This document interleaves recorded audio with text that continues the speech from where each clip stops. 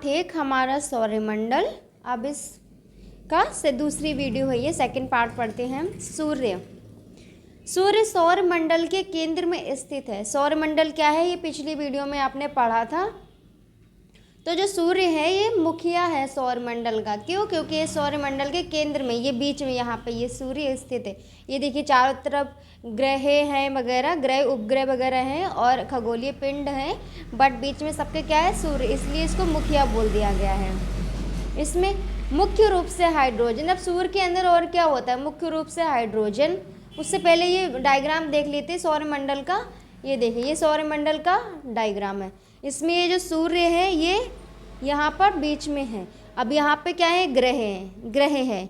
जैसे ये बुध हो गया, ये मंगल हो गया, इस प्रकार ये पृथ्वी है, ये बृहस्पति है, ये शनि है। तो इस तरह ये चारों क्या कर रहे हैं? चक्कर लगा रहे हैं सूर्य के। अब चक्कर क्यों लगा रहे हैं? आपने पिछली वीडियो में सौरमंडल में पढ़ा होगा। सूर्य क्या होता है? गुरुत्वाकर्षण बल, जो खिंचाव होता है सूर्य का, इतना खिंचाव, इसकी वजह से ये आसपास के जितने भी ग्रह उपग्रह हैं ये सूर्य के चारों तरफ क्या करने लगते हैं? चक्कर लगाने लगते हैं। सूर्य मुख्य रूप से हाइड्रोजन, अभी पढ़ा था पीछे, और हीलियम गैस से पाई जाती है। तो किस चीज़ क्या होता है सूर्य के अंदर में? हाइड्रोजन एक पता लग गया। अब दूसरी कौन सी गैस है? हीलियम।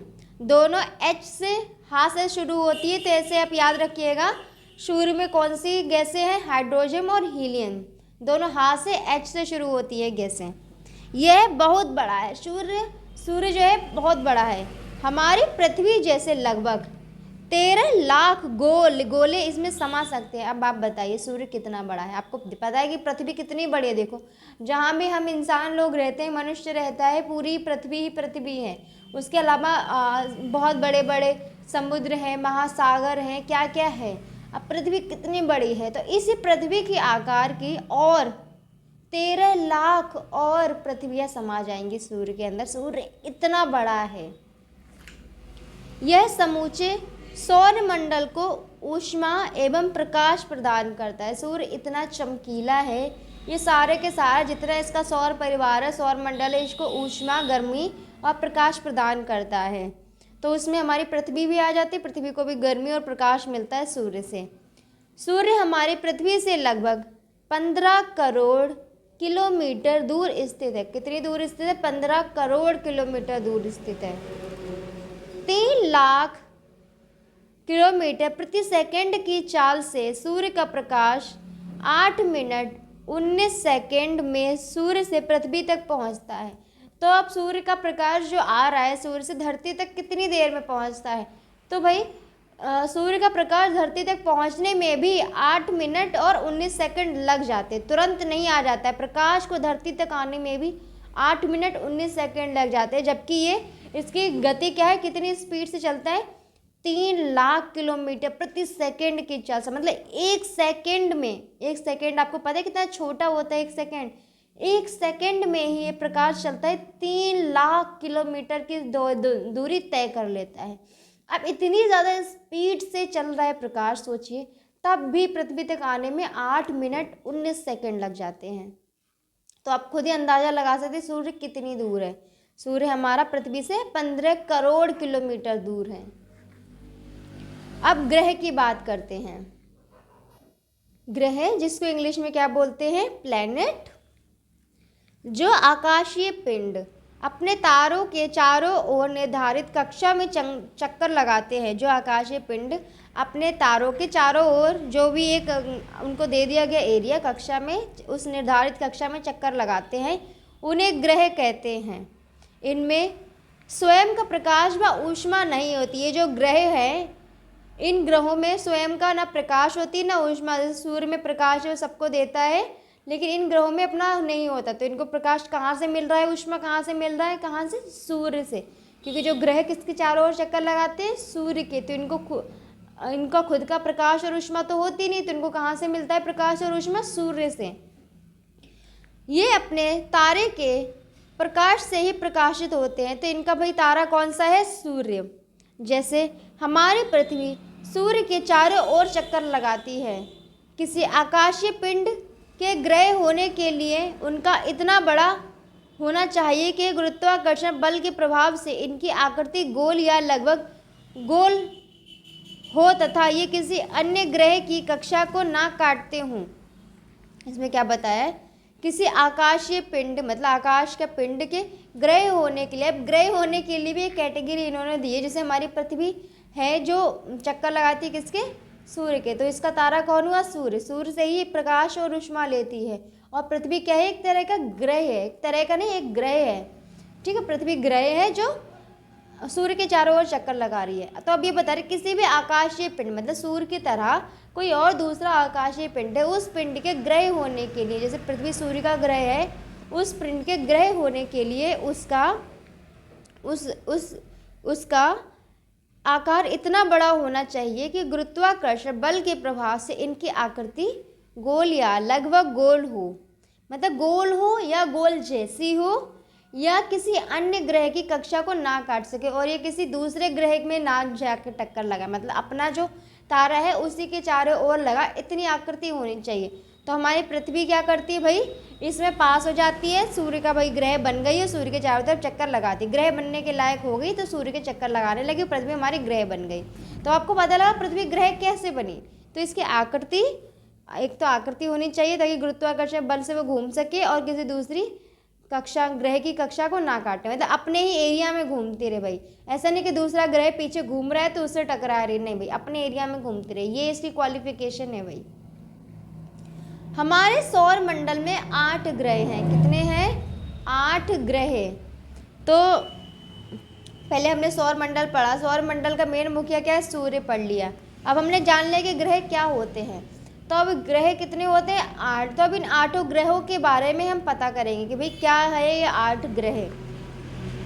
सूर्य से बढ़ती दूरी के अनुसार इनका क्रम है, मतलब ये सूर्य है, अब इससे ऐसी ऐसी दूरी, कौन कितना पास से कितना दूर है, इस हिसाब से इनके नाम है। बुध, शुक्र, बुध को इंग्लिश में बोलते हैं मरकरी, शुक्र, वेनस, पृथ्वी, अर्थ, मंगल, मार्स, बृहस्पति, जुपिटर, शनि, सैटर्न, अरुण, यूरेनस और वरुण, नेपच्यून।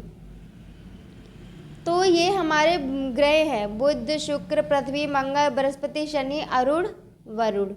और इंग्लिश में पढ़ेंगे तो बोलेंगे Mercury, Venus, Earth, Mars, Jupiter, Saturn, Uranus, Neptune, ठीक है। सौर मंडल के सभी 8 ग्रह अपनी धुरी पर लट्टू की भांति घूमते हुए सूर्य के चारों ओर चक्कर लगाते हैं। मतलब जैसे एक लट्टू के नीचे जो धुरी होती है उसको हम चलाते तो उसी धुरी पे नाचता रहता है, तो ऐसे ही ग्रह होते हैं अपनी एक जगह पर, मतलब अपने एक एरिया में एक सर्कल, एक गोला इनको मिल जाता है, उसी गोले में चारों तरफ सूर्य के चक्कर लगाते रहते हैं, उससे आगे पीछे नहीं होते। बीच में सूर्य है और ये उसके चारों तरफ चक्कर लगाते रहते हैं। शुक्र व अरुण ग्रह को छोड़कर शेष सभी ग्रह घड़ी की सुई की विपरीत दिशा में एंटी क्लॉकवाइज में अपनी कक्षा में सूर्य की परिक्रमा करते हैं। तो अब जैसे ये है सूर्य, ठीक है, तो कौन से ग्रह को छोड़ के, शुक्र और अरुण, शुक्र और अरुण ग्रह को छोड़ के बाकी सारे ग्रह हैं वो एंटी क्लॉक मतलब ऐसे ऐसे परिक्रमा करते हैं सूर्य की, ऐसे ऐसे पीछे नहीं, सॉरी, ऐसे ऐसे। घड़ी हमारी ये है, घड़ी की सुइयाँ कैसे चलती है, ऐसे ऐसे चलती हैं, ऐसे ऐसे। तो ये एंटी क्लॉकवाइज कैसे, ऐसे ऐसे ऐसे उल्टा उल्टा होके, जैसे हमारी उल्टी घड़ी चल रही तो इस प्रकार ये एंटी क्लॉकवाइज चक्कर लगा रहे हैं सूर्य के, ठीक है। तो और शुक्र और अरुण क्या कर रहे हैं, तो ये हमारा क्लॉकवाइज लगा रहे हैं, ये ऐसे ऐसे घूमेंगे, ऐसे ऊपर से नीचे ऐसे करके, और बाकी ग्रह ये ऐसे उल्टा जा रहे हैं भैया, नीचे से ऊपर की तरफ, ठीक है। ये इस तरह से चक्कर लगा रहे हैं। इन ग्रहों का अपनी धुरी पर घूमना, अब ये ग्रह जो अपनी धुरी पर अपनी एक ही जगह पर घूमते हैं इसको क्या कहते हैं, इसको बोलते हैं परिभ्रमण, रोटेशन, इसको परिभ्रमण बोलते हैं। एवं सूर्य के चारों ओर घूमना परिक्रमण, रिवोल्यूशन कहलाता है। मतलब ये जो ग्रह घूम रहे हैं, मतलब ये ग्रह घूम रहा है, अभी इनका सूर्य से कोई मतलब नहीं, बस ये घूम रहे हैं ग्रह, ठीक है। तो इस घूमने को क्या बोलेंगे, रोटेशन, परिभ्रमण। अब ये ग्रह सूर्य के चारों तरफ घूम रहे हैं, सूर्य के चारों तरफ परिक्रमा कर रहे हैं तो इसको बोलेंगे परिक्रमण। रिवॉल्यूशन मतलब एक दूसरी चीज़ उपस्थित है ना, उस दूसरी चीज़ का नाम क्या है? सूर्य। उस दूसरी चीज़ के चारों तरफ ये घूम रहे हैं, उसको परिक्रमण बोलेंगे। अब ये सिर्फ अपने आप में ही घूम रहे हैं, किसी चीज़ के चारों तरफ परिक्रमा नहीं कर रहे, तो उसको परिभ्रमण बोलेंगे। ठीक है, ये दो अलग अलग चीज़ है। खुद से घूम रहे हैं वो रोटेशन, आप किसी चीज़ के चक्कर लगा रहे हैं, परिक्रमण कर रहे हैं, उसको बोलेंगे रिवोल्यूशन। तो हमने सबसे पहले सौर मंडल में क्या कंप्लीट कर लिया? सूर्य कंप्लीट कर लिया, और दूसरा हमने 8 ग्रह कंप्लीट कर लिए। ठीक है, अब हम ग्रह में हमारा क्या है? पृथ्वी भी एक ग्रह है, तो हम पृथ्वी के बारे में बात करते हैं। पृथ्वी अर्थ, इसके बारे में पढ़ते हैं। अंतरिक्ष से हमारी पृथ्वी कैसी दिखती है? ये देखिए, गोल आकार की है, नीले रंग की, कहीं तो हल्का सा लाल है, सफ़ेद है, बट मोस्टली क्या है? नीला नीला ही है। ठीक है, अंतरिक्ष से हमारी पृथ्वी ऐसी दिखती है। सूर्य से दूरी के क्रम में पृथ्वी तीसरा ग्रह है। अब दूरी के क्रम में निकालें तो पृथ्वी दूरी में तीसरा ग्रह है, मतलब पास है। ठीक है, पृथ्वी सूर्य के पास ही है। जितने सारे 8 ग्रह में से तीसरे नंबर पे है, तो सूर्य के बहुत पास है। आकार में यह 5वां सबसे बड़ा ग्रह है। तो सारे ग्रहों में जितने भी ग्रह हैं, तो 5वां सबसे बड़ा ग्रह है। 8 ग्रह में से पृथ्वी आकार के हिसाब से 5वें नंबर पे आती है, और दूरी के हिसाब से तीसरे नंबर पे है सूर्य में। हमारी पृथ्वी लगभग गोल आकार की है, मतलब ऐसा नहीं कि बिल्कुल सर्कल जैसा, चूड़ी जैसी गोली है एग्जैक्ट, थोड़ा सा हो सकता है, बट लगभग मोस्टली 90% गोल ही है हमारी पृथ्वी पूरी। यह ध्रुवों पर थोड़ी चपटी तथा मध्य में थोड़ी उभरी हुई है। पूरी गोली नहीं है, तो ये क्या है? जो भी ध्रुव हैं, ध्रुवों पर थोड़ी चपटी है, थोड़ी सी ऐसी चपटी है, और मध्य में थोड़ी सी उभरी हुई, जो बीच का है इसका भाग, वहाँ पर थोड़ी सी उभरी हुई है। इसलिए इसके आकार को भूआभ मतलब जियोइड कहा गया है। तो ये पृथ्वी कैसे आकार की? हमेशा हम गोल सुनते आए, तो इसका आकार कैसा है अब आपको पता लग गया। क्या बोलेंगे? भूआभ। भूआभ इंग्लिश में क्या बोल देंगे? जियोइड। Geoid, GEOID, geoid. और हिंदी में बोलेंगे भूआभ। जियोइड आकार की है हमारी पृथ्वी। ऐसा अनुमान लगाया जाता है कि जीवन के लिए अनुकूल परिस्थितियां संभवतः केवल पृथ्वी पर पाई जाती हैं। मतलब ऐसा माना गया है कि मनुष्य जहाँ जीवित रह सकता है, तो वो सारी संभवताएं पृथ्वी पर पाए गए, तभी मनुष्य हमारा पृथ्वी पर पैदा होकर जी रहा है अच्छे से। तो जो ऑक्सीजन चाहिए, जो पानी चाहिए, जो हवा चाहिए, जलवायु चाहिए, तो वो सारी अब मनुष्य के हिसाब से पृथ्वी पर ही सही मात्रा में है। इसलिए इसे हरित ग्रह, इसी वजह से इसको हरित ग्रह, ग्रीन प्लेनेट भी कहा जाता है। ग्रीन प्लेनेट, हरित ग्रह क्यों कहा जाता है पृथ्वी को? क्योंकि यहाँ पर जीवन के लिए अनुकूल, मतलब हमारे जीवन को जीने के लिए, हमें वनस्पतियों के उगने के लिए जो भी अनुकूल परिस्थितियाँ चाहिए, वो सब हमारी पृथ्वी पर पाई जाती है। इसलिए इसको हरित ग्रह, ग्रीन प्लेनेट कहते हैं। और फिर से एक क्वेश्चन, पृथ्वी का आकार क्या है? भूआभ जियोइड आकार का है।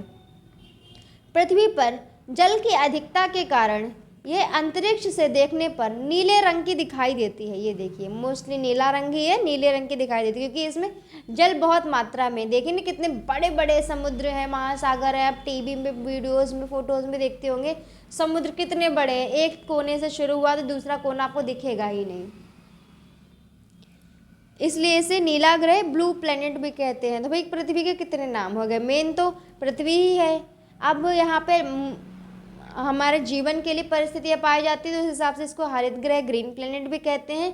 आकाश से देखने में ये नीली दिखती है, इसलिए इसको नीला ग्रह, ब्लू प्लेनेट भी कहते हैं। और मेन तो ये हमारा, इसका नाम है क्या भाई? पृथ्वी है, अर्थ। ठीक है, इसे भी जाने। खगोलविदों के अनुसार कई तारों के पास हमारे सौर मंडल की भांति ग्रहों, उपग्रहों आदि आकाशीय पिंडों से बना सुव्यवस्थित तंत्र हो सकता है। जो मतलब ये सब अंतरिक्ष में ये स्टडी करते हैं, पढ़ाई करते हैं सूर्य की, तारों की, नक्षत्रों की, आकाशीय पिंडों की, तो वो खगोलविद क्या कहते हैं कि ऐसा नहीं है कि भाई जैसे हमारा सौर मंडल है, सौर मंडल का सिस्टम है कि सूर्य हेड है, बाकी सब ग्रह, उपग्रह और खगोलीय पिंड हैं, वो पूरा करके एक फैमिली बनाते हैं सौरमंडल। तो वो कहते हैं कि हमारा जैसे सौरमंडल एक फैमिली है, इसके अलावा भी और बहुत सारे आकाशीय पिंडों, ग्रह, उपग्रह से बना ऐसा मंडल तंत्र हो सकता है। ठीक है, हो सकता है,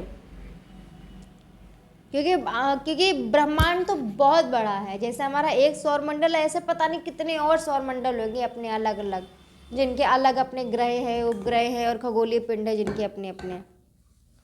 अंतरिक्ष से देखने पर पृथ्वी नीली दिखाई पड़ती है, जबकि पृथ्वी का वायुमंडल अंतरिक्ष से देखने पर काला दिखाई देता है।